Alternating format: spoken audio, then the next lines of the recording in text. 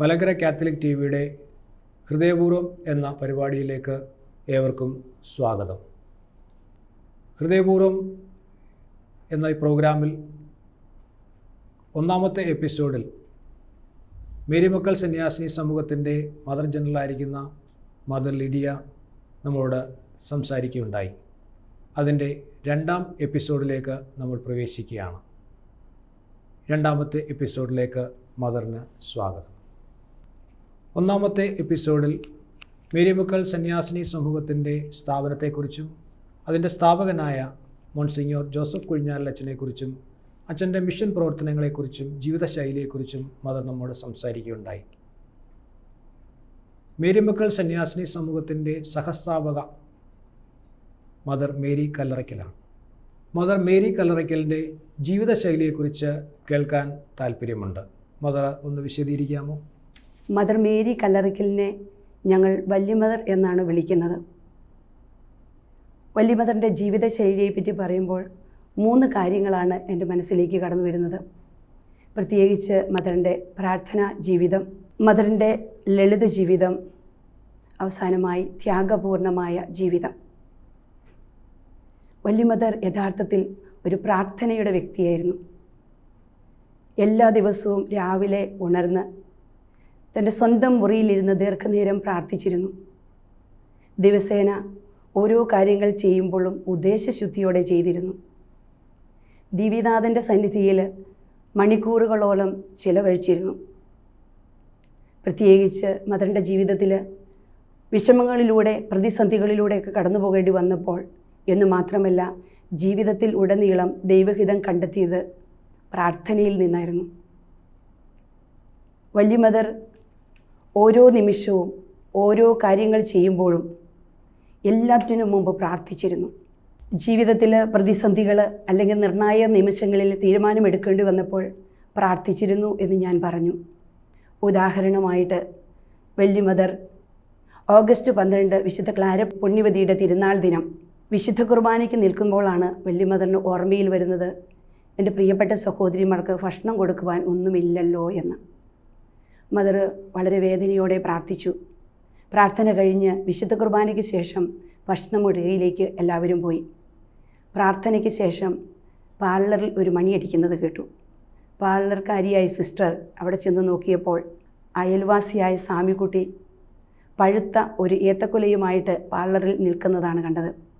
എല്ലാവർക്കും ഏറെ ആശ്വാസമായി, സന്തോഷമായി. യഥാർത്ഥത്തിൽ പ്രിയപ്പെട്ട മദറിൻ്റെ ജീവിതത്തിലേക്ക് തിരിഞ്ഞു നോക്കുമ്പോൾ നിരന്തരമായ പ്രാർത്ഥനയിലൂടെ പ്രതിസന്ധികളെ അതിജീവിച്ച പ്രിയപ്പെട്ട മദറിനെയാണ് നമുക്ക് കാണുവാനായിട്ട് സാധിക്കുന്നത്. പലപ്പോഴും നിസ്സാരമെന്ന് തോന്നിയാലും പ്രാർത്ഥനയിലൂടെ പ്രതിസന്ധികളെ അതിജീവിച്ച വല്യമദറിനെയാണ് ഈ സമയം ഞങ്ങൾക്ക് കാണുവാൻ കഴിഞ്ഞത്. ഇത്രയുമൊക്കെ ഞാൻ പറഞ്ഞപ്പോൾ വല്യമദറിൻ്റെ വീട്ടിലത്തെ പ്രാർത്ഥനാ ജീവിതം പറയാതിരിക്കാൻ ആവില്ല. എല്ലാ ദിവസവും രാവിലെ വിശുദ്ധ കുർബാനയ്ക്ക് പോയിരുന്നു. നമുക്കറിയാം, സാധാരണ വിശുദ്ധ കുർബാനയ്ക്ക് പോയാൽ ഉടനെ തന്നെ എല്ലാവരും വീട്ടിൽ തിരിച്ചെത്തും. വല്യമദർ വിശുദ്ധ കുർബാനയ്ക്ക് ശേഷം ദീർഘനേരം പള്ളിയിലിരുന്ന് പ്രാർത്ഥിച്ചതിന് ശേഷം വീട്ടിലെത്തിയിരുന്നു. വീട്ടിലെത്തിയാലും അധികമൊന്നും സംസാരിച്ചിരുന്നില്ല. വീടിൻ്റെ മുകളിലത്തെ നിലയിൽ പ്രാർത്ഥനയിലും ഏകാന്തതയിലുമായി വല്യമദർ കഴിഞ്ഞുകൂടി. പലപ്പോഴും വല്യമദറിന് എവിടുന്നാണ് ഈ ഒരു വിശ്വാസം ലഭിച്ചത് എന്ന് ചിന്തിക്കാറുണ്ടായിരുന്നു. വല്യമദർ കർമ്മലിത്ത മഠത്തിലെയും ആരാധനാ മഠത്തിലെയും പരിശീലനം വല്യമദറിന് ലഭിച്ചതുകൊണ്ടാണ് ഇത്രമാത്രം പ്രാർത്ഥനയിൽ ആഴപ്പെടുവാൻ വല്യമദറിന് സാധിച്ചത്. അതുപോലെ തന്നെ വല്യമദർ വചനാധിഷ്ഠിത ജീവിതം നയിച്ചിരുന്നു. മദറിൻ്റെ നിർണായക ദൈവവിളി, അതുപോലെ സഹസ്ഥാപകയാകാനുള്ള വിളി, സമൂഹത്തിലെ ശക്തമായ എതിർപ്പിൻ്റെ കാലഘട്ടത്തിൽ തീരുമാനങ്ങൾ എടുക്കേണ്ടി വന്നപ്പോഴും എല്ലാം അതിനുത്തരം കിട്ടിയത് തിരുവചനത്തിൽ നിന്നായിരുന്നു എന്ന് മദർ പറയാറുണ്ടായിരുന്നു. മദർ തൻ്റെ പേഴ്സണൽ ഹിസ്റ്ററിയിൽ ഇപ്രകാരം കുറിച്ചിട്ടുണ്ട്: തൻ്റെ ഈ 3 കാര്യങ്ങൾക്കും തീരുമാനമെടുക്കേണ്ടി വന്നപ്പോൾ ആധ്യാത്മിക പിതാവിൻ്റെ മുമ്പിലിരുന്ന് ഞാൻ വചനം തുറന്നപ്പോൾ എനിക്ക് ലഭിച്ചത് ഒരേ വചനമായിരുന്നു. 3 പ്രാവശ്യവും ഒരേ വചനമായിരുന്നു ലഭിച്ചത് എന്ന്. ആ വചനമാണ് വിശുദ്ധ ലൂക്കോസിൻ്റെ സുവിശേഷം 14-ാം അധ്യായം 21 മുതൽ 23 വരെയുള്ള തിരുവചനങ്ങൾ. അതുപോലെ വല്യമദറിൻ്റെ ജീവിതത്തിലേക്ക് കടക്കുമ്പോൾ നമുക്കറിയാം, വല്യമദറിന് മാതാവിനോട് അതിയായ ഭക്തി ഉണ്ടായിരുന്നു. എപ്പോഴും ജപമാല ചൊല്ലുമായിരുന്നു. മറ്റുള്ളവരെ ജപമാല ചൊല്ലുവാൻ പഠിപ്പിക്കുമായിരുന്നു. മാതാവിൻ്റെ ജീവിതം സ്വന്തം ജീവിതത്തിൽ പ്രാവർത്തികമാക്കാനായിട്ട്, ആ എളിമയും വിനയവും സ്വന്തം ജീവിതത്തിൽ പ്രാവർത്തികമാക്കാനായിട്ട് വല്യമദർ ഏറെ ശ്രദ്ധിച്ചിരുന്നു. മറ്റുള്ളവർക്ക് സമ്മാനം കൊടുക്കുവാനായിട്ട് ജപമാലയും കാശിരവും വെന്തിങ്ങവും കൊടുക്കുവാനായിട്ട് മദർ താല്പര്യപ്പെട്ടു. മദറിൻ്റെ ജീവിതത്തിൽ മദറിന് വെളിപാടുകളും ദർശനങ്ങളും ഉണ്ടായിട്ടുണ്ട്. പ്രത്യേകിച്ച് വിശുദ്ധ കുർബാനയുടെ മുമ്പിൽ സാഷ്ടാംഗം പ്രണാമം ചെയ്ത് ഭക്തിയാദരവോടെ നിൽക്കുന്ന മദറിനെ കാണാറുണ്ട്. അതുപോലെ വല്യമദർ വിശുദ്ധ കുർബാന സ്വീകരിക്കുവാനായിട്ട് ലൈനിൽ പോകുമ്പോൾ പലപ്പോഴും കണ്ണുകൾ അടച്ച് കൈകൾ കൂട്ടിപ്പിടിച്ച് നിശബ്ദയായി നിൽക്കുന്ന മദറിനെ പലപ്പോഴും കാണുവാൻ സാധിച്ചിട്ടുണ്ട്. അപ്പോൾ കൂടെയുള്ള സഹോദരികൾ പലപ്പോഴും തട്ടി ഉണർത്തി വിശുദ്ധ കുർബാന സ്വീകരിക്കുവാനായിട്ട് മദറിനെ മുന്നോട്ട് നയിച്ചിട്ടുണ്ട്. ഇവിടെയെല്ലാം കാണുന്നത് യഥാർത്ഥത്തിൽ വല്യമദർ ഒരു മിസ്റ്റിക് ആയിരുന്നു എന്നുള്ളതാണ്. മദറിൻ്റെ പ്രാർത്ഥനാ ജീവിതം മേരിമക്കൾക്ക് എന്നും എപ്പോഴും പ്രചോദനമാണ്. മദറിൻ്റെ ജീവിതത്തിൻ്റെ പ്രത്യേകത എന്ന് പറയുന്നത് രണ്ടാമത് ലാളിത്യവും ദാരിദ്ര്യവുമായിരുന്നു. വളരെ ലളിത ജീവിതമായിരുന്നു വല്യമദർ നയിച്ചിരുന്നത്. സമ്പന്ന കുടുംബത്തിൽ പിറന്നവളായിരുന്നു വല്യമദർ. എല്ലാ സുഖസൗകര്യങ്ങളും അവിടെ ഉണ്ടായിരുന്നു. എങ്കിലും അതെല്ലാം ഉപേക്ഷിച്ച് വല്യമദർ സന്യാസ ഭവനത്തിലേക്ക് DM കോൺഗ്രിഗേഷനിലേക്ക് കടന്നു വന്നു. അവിടെയെല്ലാം ലളിതമായ ജീവിതം വല്യമദർ നയിച്ചിരുന്നു. പ്രത്യേകിച്ച് ഉപയോഗ സാധനങ്ങളെല്ലാം വളരെ ലളിതമായിരുന്നു. പ്രത്യേകിച്ച് എടുത്തു പറയേണ്ട ഒരു കാര്യം, വല്യമദർ ഉപയോഗിച്ചിരുന്ന വസ്ത്രം തുന്നിച്ചേർത്ത തേച്ചു മിനുക്കാത്ത ഉടുപ്പും വെയിലുമായിരുന്നു. അതുപോലെ പൊട്ടിയ ചെരുപ്പ് നന്നാക്കി ഉപയോഗിച്ചിരുന്നു. അന്നത്തെ കാലത്ത് കുടയ്ക്ക് എല്ലാവരും ഉപയോഗിച്ചിരുന്നത് മുളങ്കാലൻ കുടയായിരുന്നു. മദറും നരച്ച മുളങ്കാലൻ കുടയാണ് ഉപയോഗിച്ചിരുന്നത്. അതുപോലെ തന്നെ കത്ത് വന്ന കവറുകൾ കീറി മടക്കി ഡയറിയായിട്ടും മദർ ഉപയോഗിച്ചിരുന്നു. ഇതെല്ലാം കാണുമ്പോൾ മദറിൻ്റെ ആ ലളിത ജീവിതം, സിമ്പിൾ ലൈഫ് എല്ലാവർക്കും ഒരു പ്രചോദനമായിരുന്നു. അതുപോലെ ദാരിദ്ര്യത്തെ വല്യമദർ അങ്ങേയറ്റം സ്നേഹിച്ചിരുന്നു. മേരിമക്കളുടെ സൗഭാഗ്യങ്ങളിൽ ഒന്നായി ദാരിദ്ര്യത്തെ കാണണമെന്ന് ഇടയ്ക്കിടെ മദർ മേരിമക്കളെ ഓർമ്മിപ്പിക്കാറുമുണ്ടായിരുന്നു. എന്തൊക്കെ സമ്പത്തുണ്ടായാലും ആവശ്യത്തിൽ കവിഞ്ഞ് ഞാനൊന്നും ഉപയോഗിക്കുകയില്ല എന്ന് തീരുമാനമെടുത്ത വല്യമദറിൻ്റെ ജീവിതത്തിൽ തന്നെ വീട്ടിൽ വെച്ച് ഒരു സ്വർണ്ണ ആഭരണങ്ങളും അണിഞ്ഞിരുന്നില്ല. വെറും ഒരു ചെമ്പ് മോതിരമായിരുന്നു മദർ ധരിച്ചിരുന്നത്. യഥാർത്ഥത്തിൽ മദറിൻ്റെ ഈ ജീവിതത്തിലൂടെ നമുക്ക് കാണുവാൻ സാധിക്കുന്നത് ദരിദ്രനായ യേശുവിനെ ഏറ്റവും അടുത്തനുകരിച്ചിരുന്ന വ്യക്തിയായിട്ടാണ്. വീണ്ടും വല്യമദറിൻ്റെ ജീവിതത്തിലേക്ക് കടന്നു ചെല്ലുമ്പോൾ ജീവിതശൈലിയുടെ മൂന്നാമത്തെ കാര്യമായിട്ട് ഞാൻ പറഞ്ഞത് വല്യമദറിൻ്റെ താപസ ജീവിതമായിരുന്നു. വളരെ ത്യാഗം ചെയ്ത് പരിത്യാഗ പ്രവൃത്തികളിലൂടെ മുന്നേറിയ വല്യമദർ എന്നും ശ്ലീബാപാത ചൊല്ലിയിരുന്നു. അതുപോലെ പണ്ടുകാലത്ത് സന്യസ്തർ മറ്റുള്ളവരുടെയും തങ്ങളുടെയും പാപത്തിന് പരിഹാരമായിട്ട് സ്വയം തന്നെ പീഡിപ്പിച്ചിരുന്നു. നമ്മുടെ പ്രിയപ്പെട്ട വല്യമദറും സ്വയം പീഡിപ്പിച്ചിരുന്നു. പ്രത്യേകിച്ച് ചമ്മട്ടി അടിക്കുകയും മുള്ളരഞ്ഞാനം ധരിക്കുകയും ശ്രീബാപാത നടത്തുമ്പോൾ വലിയ കുരിശും വഹിച്ചുകൊണ്ട് ശ്രീബാപാത നടത്തിയതും മുട്ടുകുത്തി കൈകൾ പിടിച്ച് പ്രാർത്ഥിച്ചതും എല്ലാം ഞങ്ങൾക്ക് എപ്പോഴും ഒരു മാതൃകയാണ്. അതിനുമപ്പുറം വല്യമദറിൻ്റെ ജീവിതത്തിലേക്ക് കടന്നു ചെല്ലുമ്പോൾ നമുക്ക് കാണാൻ സാധിക്കുന്ന ഒരു കാര്യം, വെള്ളിയാഴ്ച ഈശോയുടെ പീഡാനുഭവ ദിവസം ഈശോയോട് താതാത്മ്യപ്പെടുന്നതിനു വേണ്ടി പല വെള്ളിയാഴ്ചകളിലും തേനീച്ചക്കൂടിൻ്റെ അടുത്ത് പോയി നിന്ന് തേനീച്ചയുടെ കൊത്തു കൊണ്ടിട്ടുണ്ട് എന്ന് പറഞ്ഞ് കേട്ടിട്ടുണ്ട്. പലപ്പോഴും ബാലിശ്യമായൊരു പ്രവൃത്തിയായിട്ട് ഇതിനെ കാണാമെങ്കിലും വല്യമദർ ഇതിനൊക്കെ വലിയ പ്രാധാന്യം കൊടുത്തിരുന്നു. വല്യമദറിൻ്റെ ജീവിത ശൈലി ഏറ്റവും അടുത്തനുകരിക്കാവുന്നത് പ്രത്യേകിച്ച് വല്യമദറിൻ്റെ പ്രാർത്ഥനയും ലളിത ജീവിതവും ത്യാഗപൂർണമായ ജീവിതവുമാണെന്ന് പറയാതിരിക്കാൻ വയ്യ. അങ്ങനെ പരിത്യാഗ ജീവിതത്തിലൂടെ പ്രാർത്ഥനാ ജീവിതത്തിലൂടെ ലളിത ജീവിതത്തിലൂടെ അനേകരെ തമ്പുരാനിലേക്ക് ആകർഷിക്കാനും പ്രിയപ്പെട്ട വല്യ മദറിന് സാധിച്ചു എന്നത് സന്തോഷത്തോടെ ഓർക്കുന്നു. മേരി മക്കൾ സന്യാസിനി സമൂഹത്തിൻ്റെ പ്രേക്ഷിത മേഖല ഭവന സന്ദർശനമാണ് എന്ന് കഴിഞ്ഞ എപ്പിസോഡിൽ മദർ സൂചിപ്പിക്കുകയുണ്ടായി. ഈ പ്രേക്ഷിത മേഖലയിലേക്ക് ഇറങ്ങാൻ മദർ മേരി കല്ലറയ്ക്കൽ നൽകിയ പരിശീലനം എപ്രകാരമായിരുന്നു? മദർ മേരി കല്ലറയ്ക്കൽ ഭവന സന്ദർശനത്തിന് ഏറെ പ്രാധാന്യം കൊടുത്തു. ഭവന സന്ദർശനത്തിലൂടെ സുവിശേഷവൽക്കരണത്തിനുള്ള വേദികൾ കണ്ടെത്തുകയായിരുന്നു മദർ. പരിശുദ്ധ ഫ്രാൻസിസ് മാർപ്പാപ്പ പറയുന്നുണ്ട്, നിങ്ങൾ അതിർവരമ്പുകളിലേക്കും പാർശ്വവൽക്കരിക്കപ്പെട്ടവരുടെ ഇടയിലേക്കും ഇറങ്ങുക എന്ന്. വർഷങ്ങൾക്ക് മുമ്പ് നമ്മുടെ പ്രിയപ്പെട്ട വല്യ മദർ ആളുകളുടെ ഇടയിലേക്ക്, പാവപ്പെട്ടവരുടെ ഇടയിലേക്ക് കടന്നു ചെന്നു. അവരെ സുവിശേഷം അറിയിച്ചു. പ്രത്യേകിച്ച് വല്യ മദറിൻ്റെ ലക്ഷ്യം എന്നത് കുടുംബ നവീകരണമായിരുന്നു. ഭവന സന്ദർശനത്തിലൂടെ വല്യ മദർ ലക്ഷ്യം വച്ചിരുന്നത് സ്ത്രീകളെയും കുട്ടികളെയുമായിരുന്നു. വല്യ മദർ ഇടയ്ക്ക് പറയാറുണ്ട്, ഒരു സ്ത്രീയെ നേടിയാൽ ഒരു കുടുംബത്തെ നേടി, ഒരു കുടുംബത്തെ നേടിയാൽ ഒരു ഇടവകയെ നേടി എന്ന്. അതുകൊണ്ട് വല്യ മദർ എപ്പോഴും പ്രാധാന്യം കൊടുത്തിരുന്നത് സ്ത്രീകൾക്ക്, ഒപ്പം കുഞ്ഞുങ്ങൾക്കും. കുട്ടികളുടെ കാര്യത്തിലും വല്യ മദർ ഏറെ ശ്രദ്ധിച്ചിരുന്നു. പ്രത്യേകിച്ച് വിശ്വാസ പരിശീലനത്തിൽ, സ്വഭാവ രൂപീകരണത്തിൽ, നല്ല അടിസ്ഥാനമുള്ള ഒരു തലമുറയെ വാർത്തെടുക്കുന്ന കാര്യത്തിലും എല്ലാം വല്യ മദർ ശ്രദ്ധിച്ചിരുന്നു. അതുകൊണ്ട് ഭവന സന്ദർശനത്തിന് പോകുമ്പോൾ സിസ്റ്റേഴ്സിനോട് പറഞ്ഞിരുന്നു, അമ്മമാരുടെ കാര്യത്തിൽ, കുഞ്ഞുങ്ങളുടെ കാര്യത്തിൽ ഏറെ ശ്രദ്ധിക്കണമെന്ന്. ഭവന സന്ദർശനത്തിന് പോകുമ്പോൾ എപ്പോഴും മദർ ഉൾപ്പെടെ 2 സിസ്റ്റേഴ്സായിട്ട് പോയിരുന്നു. അവർ കുടുംബങ്ങളിൽ ചെന്ന് അമ്മമാർ ജോലി ചെയ്തുകൊണ്ടിരിക്കുകയാണെങ്കിൽ അവരുടെ ജോലികളിൽ അവരെ സഹായിച്ചുകൊണ്ട് ഒപ്പം അവരോട് ദൈവിക കാര്യങ്ങൾ പറഞ്ഞു കൊടുത്തിരുന്നു. ജോലികൾ തീർന്നു കഴിഞ്ഞാൽ അടുത്ത ഒരു ഭവനത്തിൽ 8-10 വീട്ടുകാരെ ഒരുമിച്ച് കൂട്ടി, കുഞ്ഞുങ്ങളെയും അമ്മമാരെയും ഒരുമിച്ച് കൂട്ടി അവർക്ക് ക്ലാസ്സുകളെടുത്തു. പ്രത്യേകിച്ച് ദൈവിക ഗാനങ്ങൾ പഠിപ്പിച്ചു, വചനം വിശദീകരിച്ചു കൊടുത്തു, ജപമാല ചൊല്ലുവാൻ പഠിപ്പിച്ചു, വിശ്വാസ മൂല്യങ്ങൾ അവർക്ക് പറഞ്ഞു കൊടുത്തു. അങ്ങനെ വിശ്വാസത്തിൽ ഉറപ്പിക്കുവാനായിട്ട് അമ്മമാരിലൂടെ, കുഞ്ഞുങ്ങളിലൂടെ വല്യ മദറും സിസ്റ്റേഴ്സും ശ്രദ്ധിച്ചു എന്നുള്ളതാണ്. വളരെ ശാസ്ത്രീയമായ രീതിയിലുള്ള ഒരു ദൗത്യമാണ് വല്യ മദർ നടത്തിയിരുന്നത്. പ്രത്യേകിച്ച് ഭവന സന്ദർശനത്തിന് പോകുമ്പോൾ രജിസ്റ്റർ ഉണ്ടായിരിക്കണമെന്ന് മദറിന് നിർബന്ധമുണ്ടായിരുന്നു.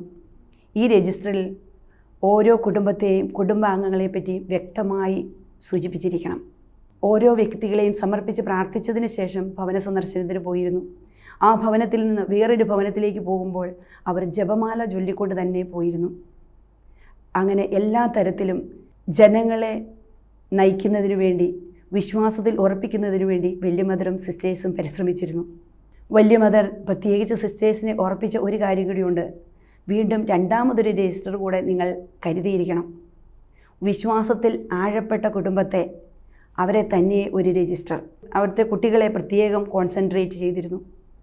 വേറെ ഒന്നിനുമായിരുന്നില്ല, ദൈവ വിളിക്ക് വേണ്ടി, അവരുടെ സ്വഭാവ രൂപീകരണത്തിന് വേണ്ടി, അവരെ അൾത്താര ബാലന്മാരാക്കാനായിട്ടുള്ള പരിശീലനവും കൊടുത്തിരുന്നു. അങ്ങനെ വല്യ മദർ നേരത്തെ തന്നെ ചിന്തിച്ച് തീരുമാനിച്ച ഒരു കാര്യമായിരുന്നു ഈ രജിസ്റ്ററും, ഈ ഭവന സന്ദർശനവും, ഈ വിശ്വാസ പരിശീലനവും. അതുപോലെ ക്രിസ്മസ്, ഈസ്റ്റർ ദിവസങ്ങളിൽ വിശുദ്ധ കുർബാനയ്ക്കും വിശുദ്ധ കുമ്പസാരത്തിനും ഒരുക്കി അവരെ പങ്കെടുപ്പിച്ചിരുന്നു. ആണ്ടുകുമ്പസാരം നടത്താത്തവരെ കണ്ടുപിടിച്ച് കുമ്പസാരം നടത്തി ഒരുക്കി വിശുദ്ധ കുർബാനയിൽ പങ്കെടുപ്പിക്കാനായിട്ട് വല്യ മദർ ഏറെ ശ്രദ്ധിച്ചിരുന്നു. അതുപോലെ വല്യ മദറിൻ്റെ വലിയൊരു സ്വപ്നമായിരുന്നു അപ്പസ്റ്റോലിക് സ്കൂൾ തുടങ്ങുക എന്നത്. അതിനുവേണ്ടി മദർ ആദ്യമേ ചെയ്തത് 10 ആൺകുട്ടികളെ തിരഞ്ഞെടുത്ത് അവരുടെ സ്വഭാവ രൂപീകരണം, അവരുടെ വിദ്യാഭ്യാസത്തിൽ ഏറെ ശ്രദ്ധിച്ചു. ഒപ്പം സാമ്പത്തിക സഹായവും ചെയ്തു കൊടുത്തു. അതിനുശേഷം വല്യ മദർ 1962 കള്ളിയൽ എന്ന് പറയുന്ന സ്ഥലത്ത് ആൺകുട്ടികൾക്ക് വേണ്ടി ഒരു ബോയ്സ് ഹോം തുടങ്ങി. അന്ന് തുടങ്ങിയ ആ സ്ഥാപനം ഇന്നും 52-60ഓളം കുഞ്ഞുങ്ങളാൽ ഇന്നും മുന്നോട്ട് പോയിക്കൊണ്ടിരിക്കുന്നു. അതുപോലെ തന്നെ വല്യ മദർ ആഗ്രഹിച്ച വേറൊരു കാര്യമായിരുന്നു ബൈബിൾ ഓറിയൻറ്റേഷൻ കോഴ്സ്. 1960കളിൽ വല്യ മദർ അവധിക്കാലത്ത് കുഞ്ഞുങ്ങൾക്ക് വേണ്ടി ബൈബിൾ ക്ലാസ്സുകൾ സംഘടിപ്പിക്കുകയും അവർക്ക് വേണ്ട ക്ലാസ്സുകളെല്ലാം കൊടുത്ത് അവരെ വേണ്ട വിധത്തിൽ വചനം പഠിപ്പിക്കുവാൻ വലിയ മദറും സിസ്റ്റേഴ്സും ശ്രദ്ധിച്ചിരുന്നു. അതുപോലെ തന്നെ സൺഡേ സ്കൂൾ കുട്ടികൾക്ക് വേണ്ടി ഓരോ ഇടവകയിലും ലൈബ്രറി തുടങ്ങണമെന്ന് ആഗ്രഹിക്കുകയും അതിനുവേണ്ട എല്ലാ ക്രമീകരണങ്ങളും വലിയ മദർ ചെയ്തു കൊടുക്കുകയും ചെയ്തു. ഒപ്പം ഭവന സന്ദർശനത്തോടൊപ്പം സേവാസംഘം, പിതൃസംഘം, മാതൃസംഘം, സൊഡാലിറ്റി ഇവ രൂപീകരിക്കുകയും അവർക്ക് വേണ്ടതായ ക്ലാസ്സുകളൊക്കെ കൊടുത്ത് അവരെ വിശ്വാസത്തിൽ ഉറപ്പിക്കുവാൻ പരിശ്രമിക്കുകയും ചെയ്തു. എന്തൊക്കെയാണെങ്കിലും വലിയ മദർ ഭവന സന്ദർശനത്തിന് പ്രാധാന്യം കൊടുക്കുകയും മേരി മക്കളായ ഓരോരുത്തരും ഭവന സന്ദർശനത്തിന് പ്രാധാന്യം കൊടുത്ത് മുന്നോട്ട് പോകണമെന്ന് ഞങ്ങളെ ഓർമ്മിപ്പിക്കുകയും ചെയ്തിരുന്നു. അതുപോലെ മേരി മക്കൾ എവിടെയുണ്ടോ അവിടെ ഭവന സന്ദർശനം ഉണ്ടായിരിക്കണമെന്നും ഭവന സന്ദർശനം ഇല്ലാതെ മേരി മക്കൾ ഉണ്ടായിരിക്കുകയില്ല എന്നും വലിയ മദർ ഇടയ്ക്കിടയ്ക്ക് പറയാറുണ്ടായിരുന്നു.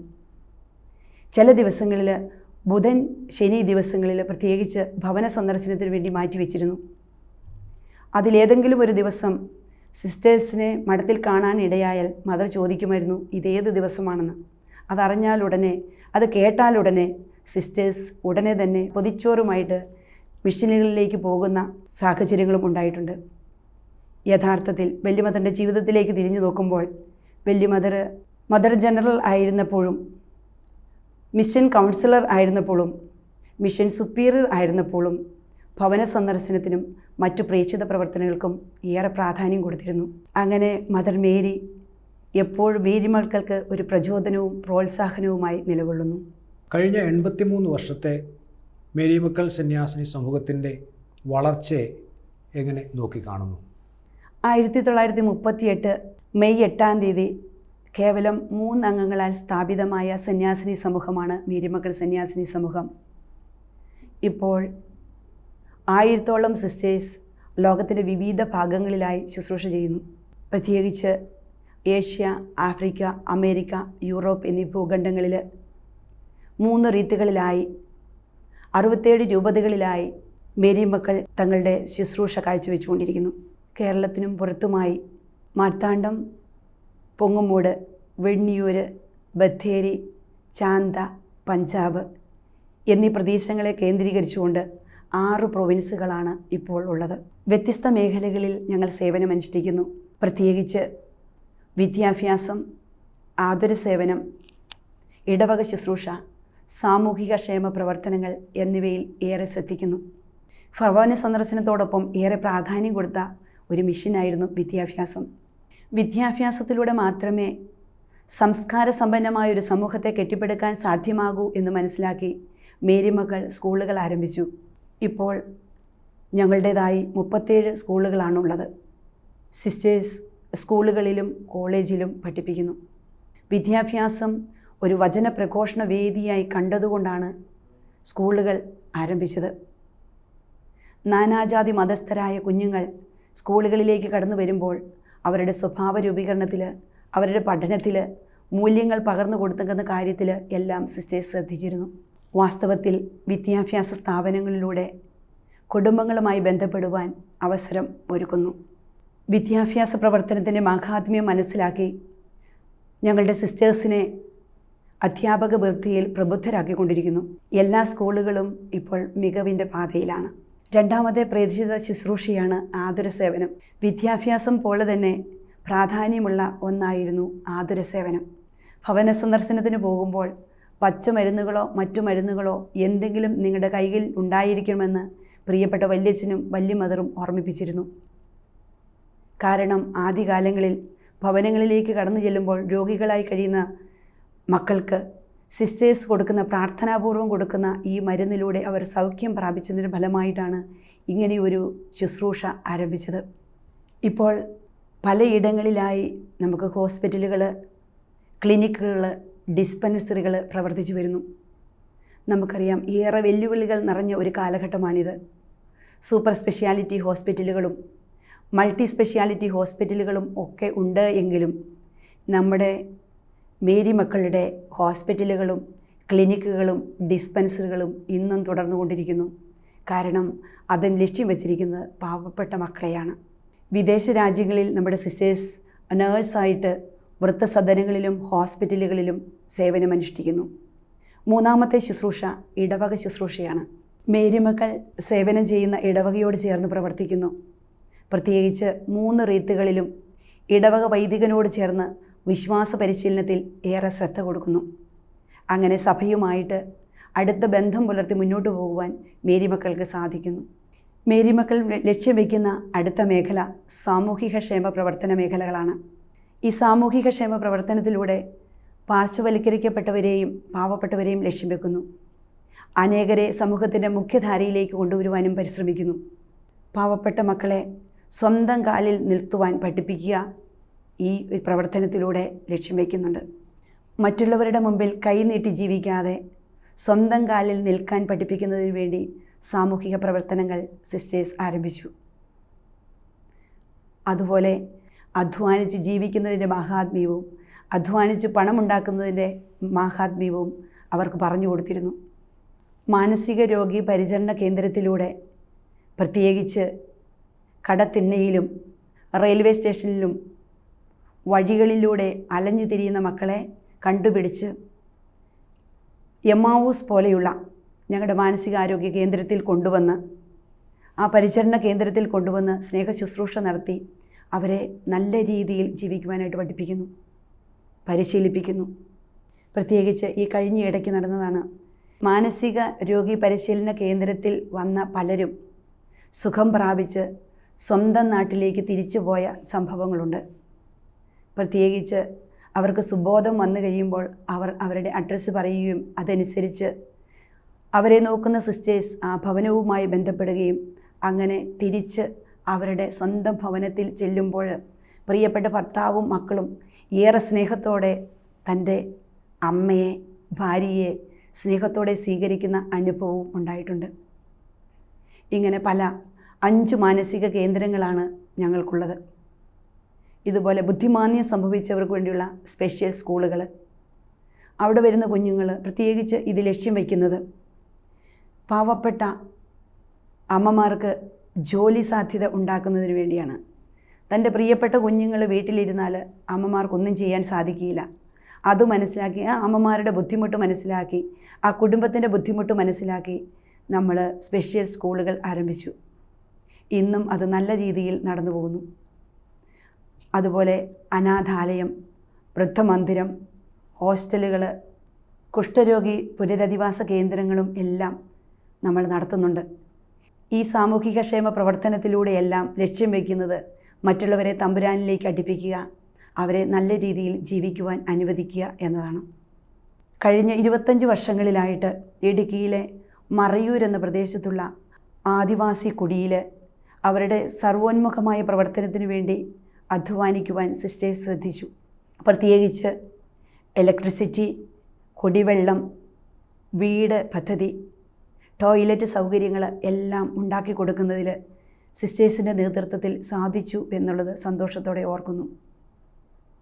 അതുപോലെ തന്നെ ഈ അവസരങ്ങളിൽ ആന്ധ്ര, തെലുങ്കാന, ത്രിപുര, അഗർത്തല, ഒറീസ, ആസാം എന്നീ സ്ഥലങ്ങളിൽ പുതിയ മിഷൻ സ്റ്റേഷനുകൾ ആരംഭിച്ചിട്ടുണ്ട്. ഇവിടെയെല്ലാം സിസ്റ്റേഴ്സ് ഗോത്രവർഗ്ഗക്കാരുടെ ഇടയിൽ, പാമ്പാട്ടികളുടെ ഇടയിൽ, ആദിവാസികളുടെ ഇടയിലെല്ലാം ശുശ്രൂഷ ചെയ്യുന്നു. ഒപ്പം ചേരികളിലും സിസ്റ്റേഴ്സ് ശുശ്രൂഷ ചെയ്യുന്നുണ്ട്. കഴിഞ്ഞ 83 വർഷങ്ങളിലായി വ്യത്യസ്ത പ്രേക്ഷിത മേഖലകളിലൂടെ സിസ്റ്റേഴ്സ് നിസ്തുലമായ സേവനം കാഴ്ചവെച്ചുകൊണ്ടിരിക്കുന്നു. അങ്ങനെ ദൈവരാജ്യ വിസ്തൃതിയിൽ ഏറെ പങ്കാളികളായിക്കൊണ്ടുമിരിക്കുന്നു.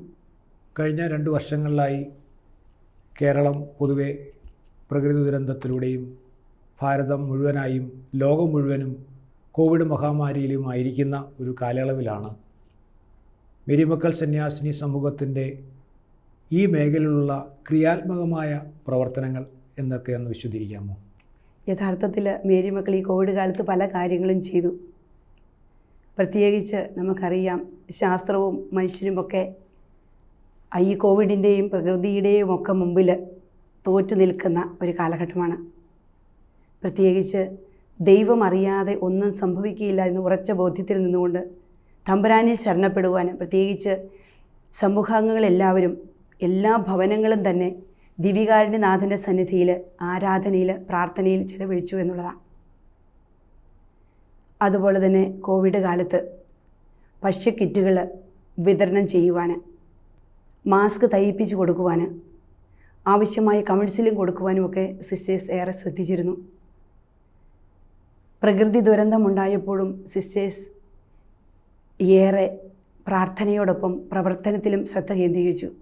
പ്രത്യേകിച്ച് ആ ദുരന്ത പ്രദേശങ്ങളിൽ കടന്നു ചെല്ലുവാൻ, അവരുടെ വീട് ശുചിയാകുന്ന കാര്യത്തിൽ, വൃത്തിയാക്കുന്ന കാര്യത്തിൽ, അതുപോലെ അവരെ പലതരത്തിൽ അവർക്ക് ധൈര്യം പകർന്നു കൊടുക്കുവാൻ ഏറെ ശ്രദ്ധിച്ചു.